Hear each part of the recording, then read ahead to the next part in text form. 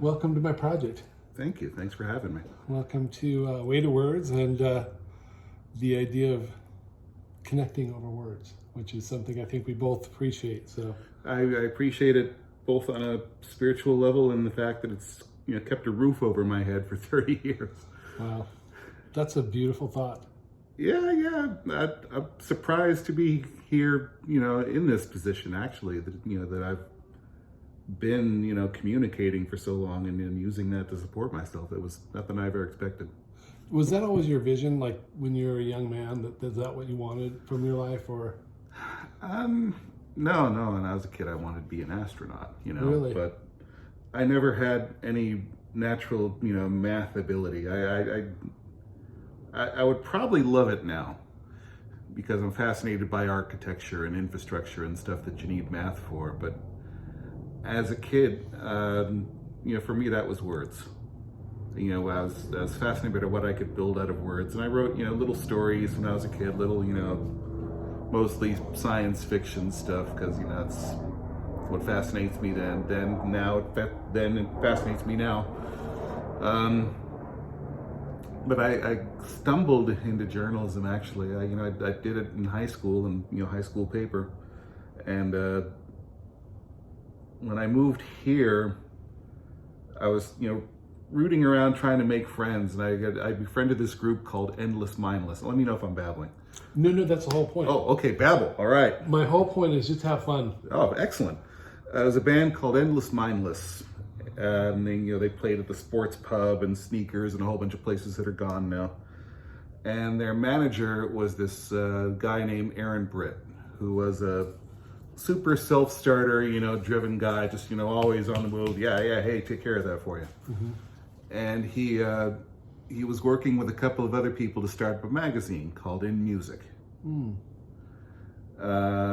With Michael Ford, and I can't remember who else, but yeah, just basically a local, alt weekly, except it was monthly. Just the way things were back then. And I wrote for that because he said I need writers, and I said, well, I wrote in high school, I could try it again.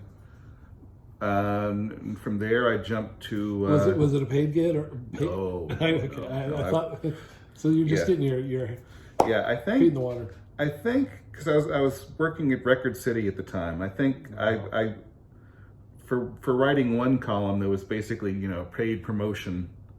I got 3 free CDs. So there you go. But they were used.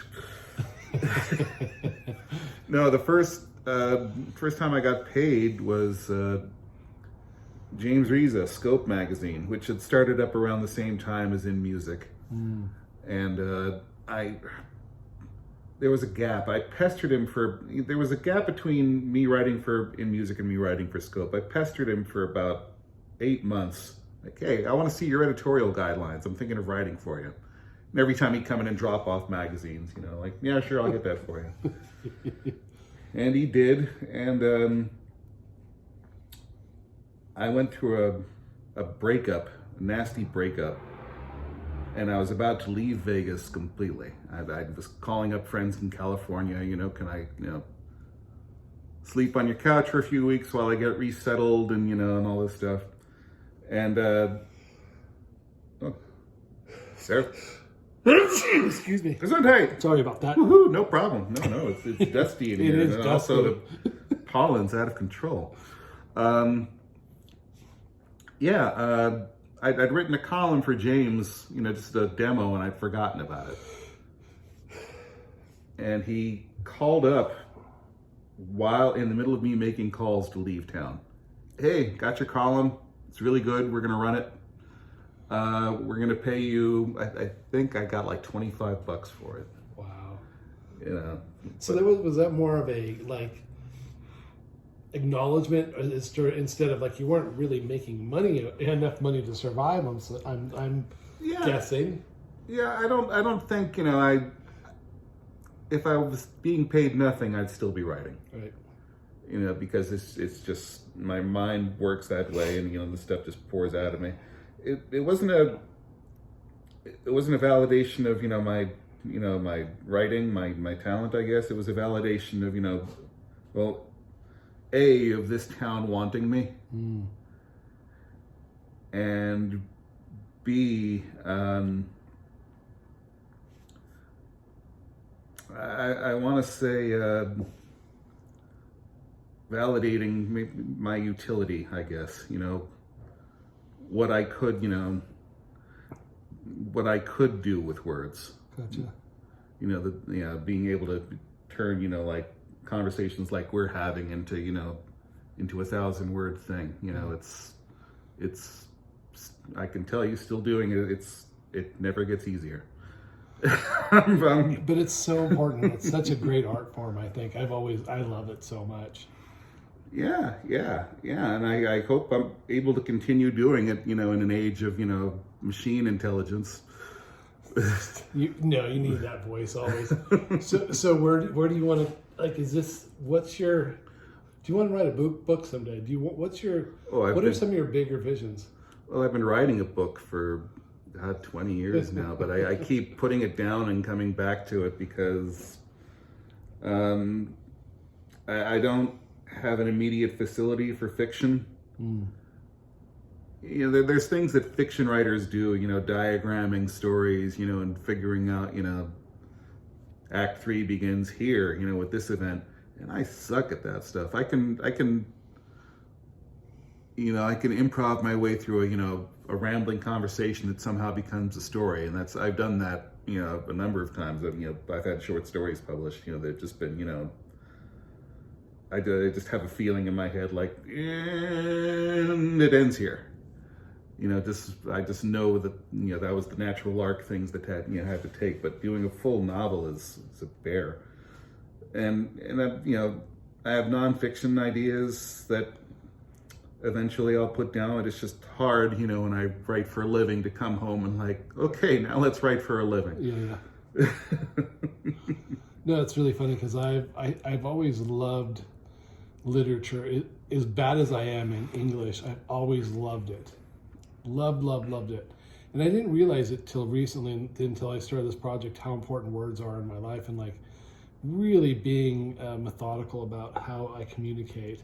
And so it's like, there's no way in a million years I could write a book. No way. I don't have the attention span. But like this little project is a way for me to, like, even if it's just a word, it's okay to start with a word. And that's why I say, okay, it's a word, but it could be a phrase. Like if you want to put a phrase up there, it doesn't really matter. And it's been such a fun project.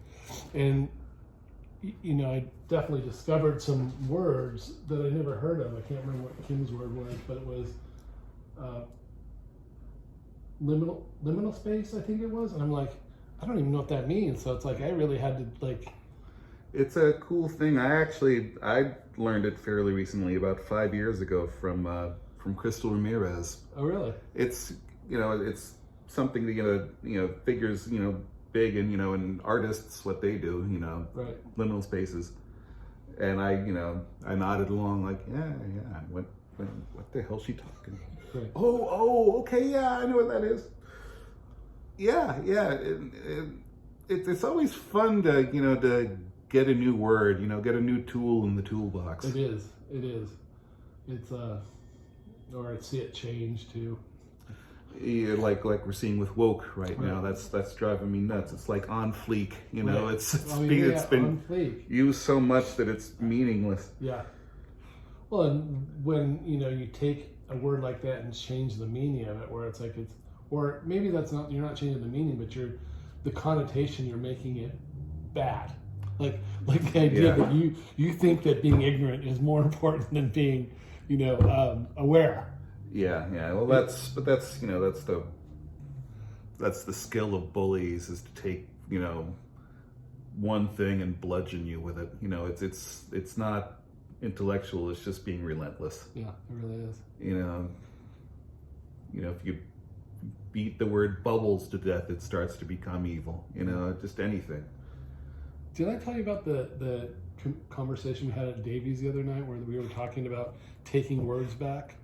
And there were these women that really were really good at it. And it's like, African Americans have done it really well with the N word, right? Where they own it, where it's like Yeah. they won't let you have it, and it's just such an amazing culmination of taking a word back versus Yeah. other words Yeah. that you lose. Well, maybe this is a good segue. What word are you thinking? It's not, it's one you've heard before. It's not, going to seem terribly interesting on its face, but the word that keeps circling in my head is history. History. That's a great word. Tell me more. It applies especially to Las Vegas because we struggle with it. Yeah. We don't hold on to it. In a lot of cases, we tear it down. We don't have quite enough of it,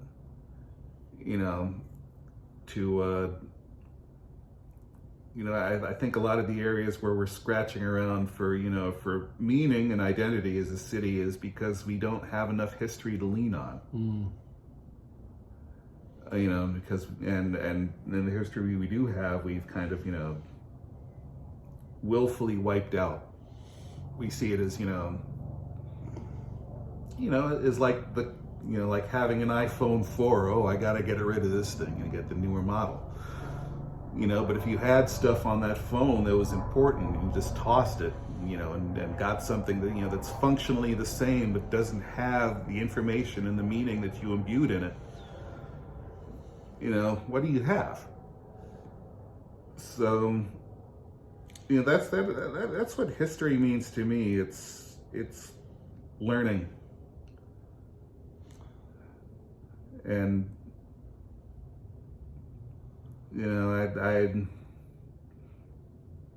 it's something that I struggle with personally as well.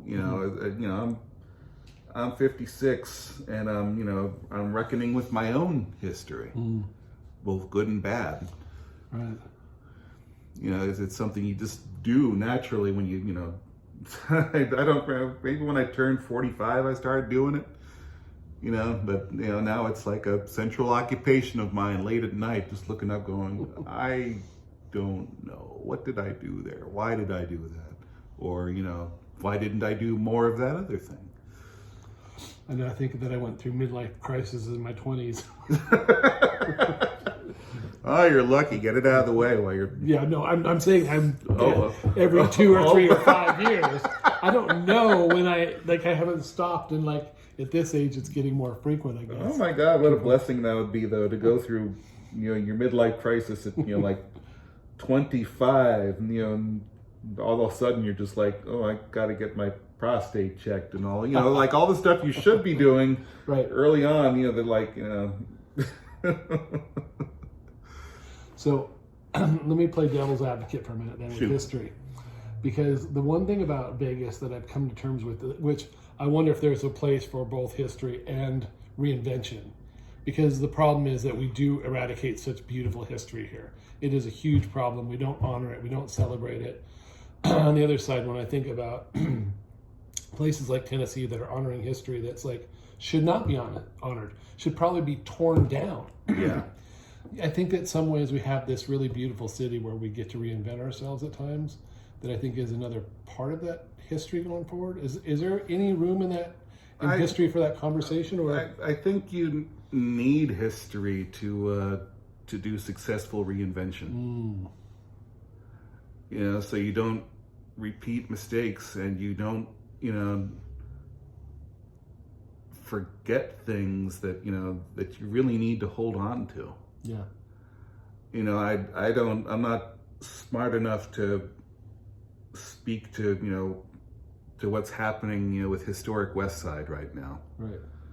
And and it's probably not my place to talk about it at all, really, in that way. But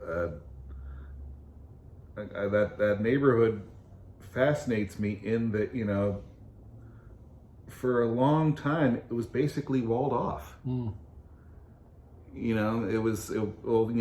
started, they drove a freeway through it, and then created a barrier between, that and the rest of downtown. Mm-hmm. And now they're trying to, it's almost like archaeology, going through and finding the portions of that neighborhood that, that are significant, that were, part of this town's fabric, and, and building on them, but in a way that's true to what came before, and true to what we need to make. Yeah. I think that showcases your comment perfectly, because when you think of that history and the civil rights that came out of that time period and how that's relevant to us, it's really a perfect example of honoring that and acknowledging it. And I never really thought about the fact that the 95 is right through the middle of it. Oh yeah, no. And it's like, it's so obvious as you say it, but I didn't think about it. And then as they're doing, what's the new project called that I just think is the worst name? It's anyways, they're changing the freeway in there, right? And they're going to be blocking off roads of accessibility from downtown. Oh, yeah. I don't remember the name of that. But yeah, that's a little further up. Yeah, they're going to be sealing off roads, which further is a problematic thing to less connectivity, as opposed to, no, you should have more connectivity. Those are the things you need to be honoring. Yeah. Highways are just awful and destructive, urban highways. Just the more I read about them, the more, depressing it gets. How many, how they, basically cut through character. The cities, neighborhoods that, were these, dynamic living places, where, people were, creating, tremendous things, living, like full lives, and they're, cut in half. And, and then the effect that, the destructive effect of that, just everything on either side of it dies off, because who wants to live who wants to live next to that? Who wants to live in the middle of it? It's funny, I went to, I won't name where I went, but it was in in North Carolina somewhere. And it was this really cool, building like mine, old, and they repurposed it, and it had been gentrified. I go, oh my God, this is really amazing. It's like, I was really excited about this place. And then as I started looking at the history, what I realized is the developer came in and destroyed this community. It destroyed a community that could not afford, it just much like the historic West Side, it could not afford to go anywhere else. It displaced these large amounts of people that had for years been going to the same bakery or whatever it was, and you think about the gentrification and the horrific nature of that gentrification and how it destroyed so many lives. I'm sure, it's like it's a problem. Yeah, and it's very similar to the historic West Side, really. And it's not just there. When they built up, Fremont East, people were displaced out of the hotels. Oh yeah. There was a plan I saw that was basically going to destroy the naked city, like level it to build a stadium. Yeah. And this is, this is what happens when it's worse than forgetting history. It's burying it. Yeah, erasing it. Yeah. So I think about that at a macro level, as being in the world, and I think about it, personally, as I, try to dig up parts of myself that, that I buried. I'm Puerto Rican, wholly on my mother's side. My father's, like a, Russian, Jewish, Irish, bouillabaisse. But, what counts is, I'm Latino, and because I don't speak Spanish, because I wasn't raised that way, because they raised me to fit in with, well, I am an American, but to fit in with, kids from Iowa, or kids from California or whatever, to be like, flat American. Was Spanish in your household at all? Was it spoken? Yeah, my mother spoke it. And so you didn't. But she didn't. But she didn't teach it to me because my father's mother discouraged it. I had a friend that I worked with many years ago that absolutely would not let their children speak Spanish for that same reason. So they assimilated into the culture as an American, where it's like it's really fascinating how you whitewash in that way. Jill and I were talking about this last night. Memories, like I have memories that just come flooding back, and she doesn't, and it's really interesting in the sense that I wonder, like, why. You're right. Why do we remember? Why do some of us be able to recollect them? Why not? And so when you go into that history thought, it's really interesting to think, well, okay, what happened? Is there anything that happened? That kind of thing. What does she know about her history? Because that's the one thing that I was really fascinated to find out. I think it was when 2 or 3 years ago I went up to see her mom and family, and there's these pictures of her grandparents, and they're so obviously black, right? And I'm like, wait, I didn't really know this, right? Yeah.